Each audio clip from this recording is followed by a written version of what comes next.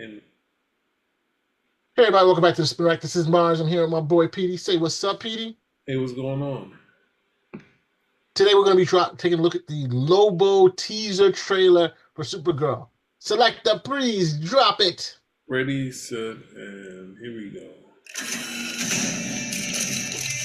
Okay, this does not look like this is gonna end well for you guys.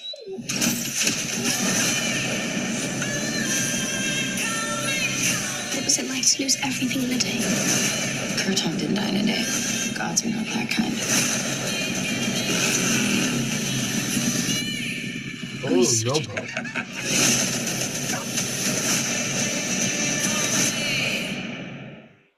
Yo, Jason Momoa looks hot as hell. What can I say? He's going to kill it as Lobo. Look at that entrance. Look at that entrance, bro. On a chopper. What do you think, Petey? I don't.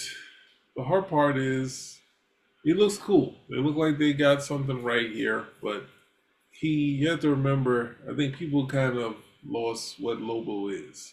That he's a very cynical character. So he did establish him in Legion. Even though he was first appeared in Omega Men, he was kind of established in Legion, and then his mystique started to grow when Keith Giffen was utilizing him, and you have to imagine the character was a throwaway character from the 70s. Can you guess which book? I'll give you a hint. It's a Marvel book. Ghost Rider? No. The Defenders. Which character in Defender? Defenders had a character called the Lunatic, right? Okay. And he looked like he had a biker outfit and white face. And Keith Giffen, when he was at DC, called up Marvel and said, "Would you mind if I use this character again?" So instead of the Lunatic, he named him Lobo and put him in the what's the name, and then he just built his mystique into this thing to be everything wrong with the anti-hero, he was going to make it worse. So, and then of course they had the Brits got their hands on him, Alan Grant and Keith Giffen with Simon Bisley, and then they just took him and he blew up. So you had to remember that stuff. But at the same time, they could just do what he was in Aquaman also. So, but he can never really be a guy with a heart. That's the problem that I think they gave kind of. Deadpool got a heart. You can't give Lobo a heart. You have to remember that. So that's my opinion. Yeah, but I mean, I see the Lunatic, and I wouldn't have connected the dots to that because I guess the suit looks different. I do see the white clown kind of outfit look, but I didn't think there was a connection between the two. In terms of the cynicalism, you're probably right. But Lobo is a character that at least physically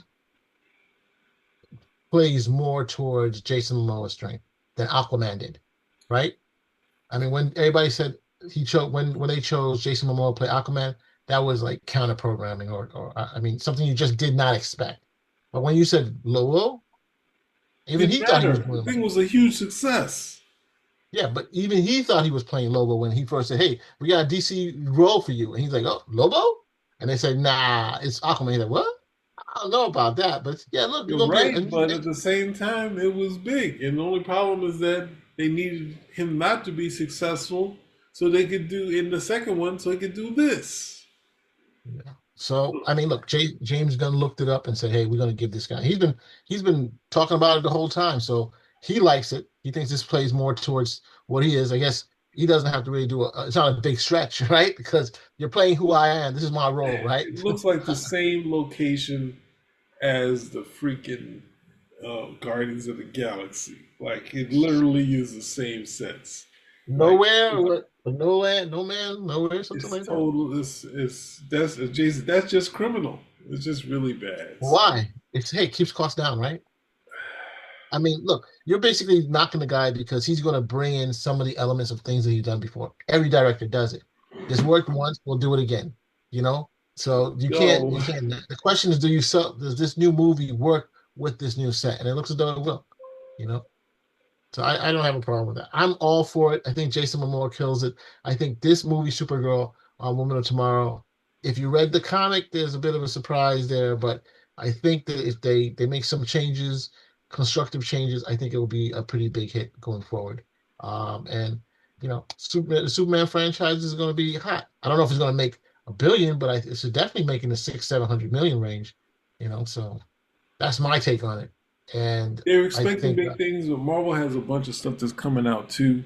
So yeah, hopefully has a free space to put itself out because if Spider-Man throws in Venom for a trilogy, it's gonna be nuts. So I think DC believes in this project. They did better than Marvel stuff, but at the same time, they got a lot of stuff coming. They got Endgame, or no, is it? Yeah, no, not Endgame. They got Doomsday, and and they've been selling that for a while. And then you also have Spider-Man coming around. So, and they also hinted that Spider-Man, they saved it so they could have Venom in the Marvel thing. So there's a chance of that happening. So we have a battle, but we have stuff is coming out for DC again, and it doesn't look like DC of old, of something from the comic books. Actually, it does look like stuff in the comic books, but later,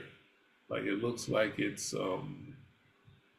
George Perez and Mark Waid doing them, but they have to sell it as Supergirl. It's a case again of doing Supergirl, Woman of Tomorrow, and but actually they do have some scenes from it. But I feel like they're trying to push it forward into like an energetic thing that the way Perez and Wade were doing, having her in space. But Perez space is slick. That's what you get out of the Perez space, where everything is clean. He could do gritty, but to his strength, he does clean and very action-packed stuff. So I think in my mind, they're doing more of that. But you have the series Woman of Tomorrow. Why not sell that? So we see them do that same thing with Superman. They say, "Oh, go buy All-Star Superman or whatever else today. Let's go see Alex Ross's Superman piece." It's like that don't have nothing to do with this movie, but but anyway, it looks good. Definitely looks good, and that's it. Looks like it's gonna be fun. I had to say my only critique is she just looks weird here. She looks very young here, so she looks super young. Yeah, so that always I can't get a gauge, but like here, maybe maybe 18 less, but it's like the other one she looks like a little kid. So she's supposed to be older. I know age-wise she's older than Kyle, right? But in terms of she's older. No, she was supposed to be. She was older than him as a baby. That's what I'm saying. But by the time she got here, she was younger because she stayed with teen. That's what I was trying to get to, Petey. Sorry. Before you cut me off. Yes. Right. So we agree on that. Sorry. Actually, what? No, I'm just joking. I'm cutting you off for my nonsense. Yeah. No. So hey, I mean, look, DC is only coming out with 2 films this year. Supergirl, June 26th, and Clayface, which is a horror film, is supposed to be coming out in September 2026. And then, of course, we have the Marvel films. We have the Spider-Man coming out July, which is good. They're not going to be like overlapping. July 31st. And then you have Avengers Doomsday, December 18th. So they're not packing the schedule anymore with all these superhero films once again. But He-Man is coming out June 5th, I think, right? June 6th. Yeah. And the thing is, maybe while they're putting the chain in the coffin of the superhero movie, something like He-Man comes and blows it out of order, or Supergirl. And then everyone's like, they're back. And Eddie Murphy is doing a superhero movie. But anyway, I guess that's it. Yep. Hey, if you like what you hear, give us a comment, subscribe, spin rack. We are out.